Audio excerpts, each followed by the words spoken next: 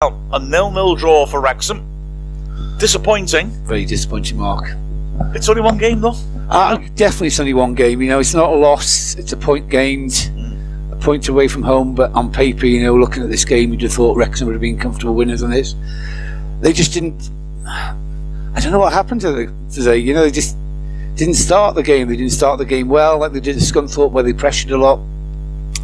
Wealdstone were on top for vast amount of the first half, although they didn't put any pressure on our goal. I don't think Howard had a save to make, to be honest. Yeah, just a lacklustre performance. Maybe it's too many games, you know, 3 days, you know, the team retired. Yeah, it's a shame. You know, we should have stayed on top of the league, but we're 1 point behind them now. Was it? Yeah, 1 point behind Notts County now. We're jumping over each other. Well, Wrexham have certainly been playing week in, week out for the last 3-4 weeks, haven't we? Wealdstone have had 11 days off. Maybe that just helped them a little bit. Let's say this is the hot take podcast, I reckon, because that was a very good summation of the game you gave there. Wrexham will be disappointed with a 0-0. Very disappointed. It's another clean sheet, though, to be fair.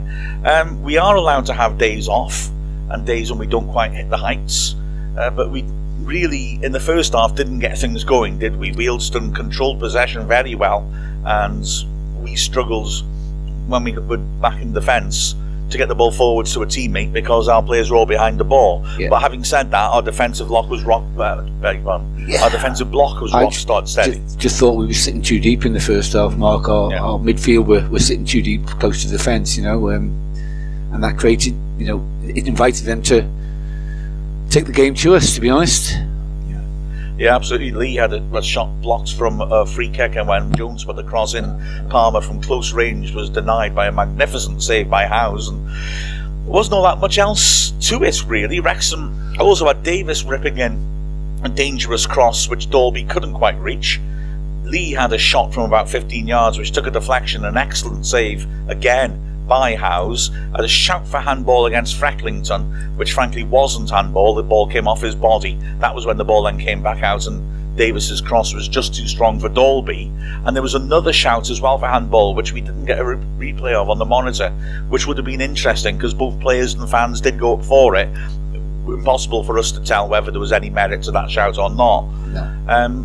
We pushed on further and further as the half went on, but we never fully, until the last 10 minutes when we started hurling the ball forwards, put them under enough pressure, really. And as a result, well, it's the unbeaten run continues. There's another clean sheet, but it's not a performance where we've imposed ourselves. No, I mean, you hit the nail on the head. You know, it wasn't an enthralling game. You know, it wasn't our normal football that we see. You know, you said hurling the ball forward, which is what we were doing, which is, you know, we've tried that enough times, and you know, hitting that ball over the top is not working. And you know, the number of set pieces we had from throw-ins weren't working, and I thought we should mix it up because they've got that big central defender there who's just absolutely winning anything that went in the box.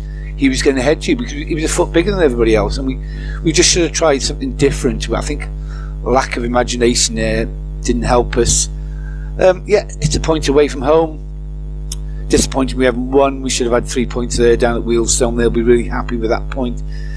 We go again a week today, which we're home to Aldershot here at the racecourse, which, you know, it's a fortress here, and we'll be back to 3 points again. Yeah, absolutely. It is a disappointment, but you know, these things happen. Man of the match. I've got, well, maybe I should pick man of the match, Neil, because you sound rather dubious. Very dubious. I thought all three centre-backs had very good games. They did, yeah. They cleared everything, you know. As I said, Howard had very little to do. I don't think he had a save to make, to be honest, Mark. Yeah. So yeah, they were all solid.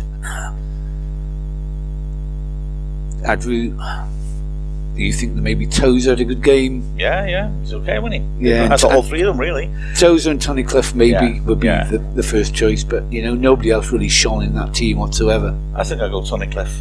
Yeah, if pushed, so I am being pushed, so I will.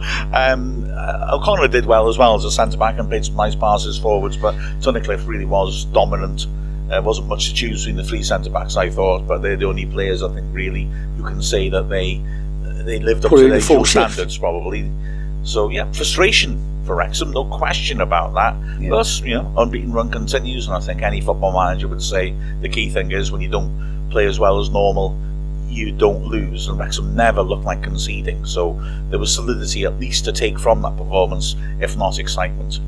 Yeah, thank you very much everyone who listened to it. I mean, as always, we love your interaction, and I always feel frustrated at the end that I've not managed to get through more of your interaction on Ask Wrexham. It's always brilliant. As well, remember that the full detailed podcast will be coming out probably tomorrow, the Final Whistle podcast.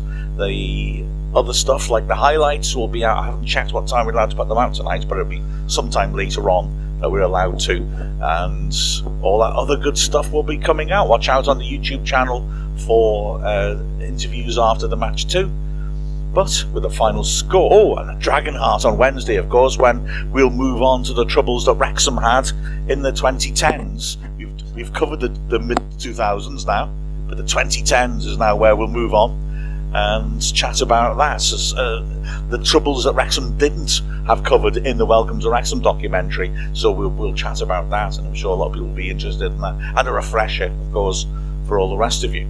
But with a final score of Wealdstone 0, Wrexham 0, we've been Mark Griffiths and Neil Williams from Wrexham AFC.